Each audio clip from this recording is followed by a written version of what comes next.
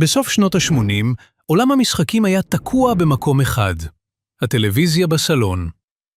ואז הגיע מכשיר קטן, אפור, ששינה את הכללים.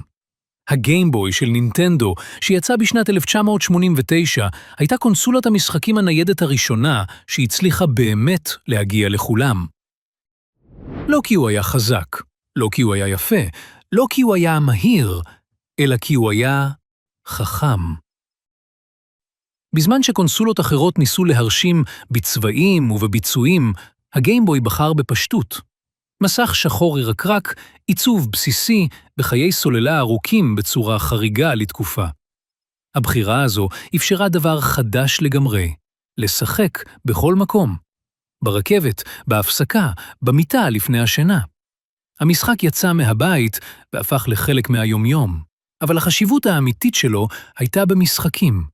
פוקימון, מריו, סוניק, משחקים שלא נשענו על גרפיקה, אלא על רעיון, קצב ואתגר. הגיימבוי יצר דור חדש של שחקנים, והוכיח לתעשייה שלמה שחוויית משחק טובה לא תלויה בטכנולוגיה מתקדמת, אלא בעיצוב נכון.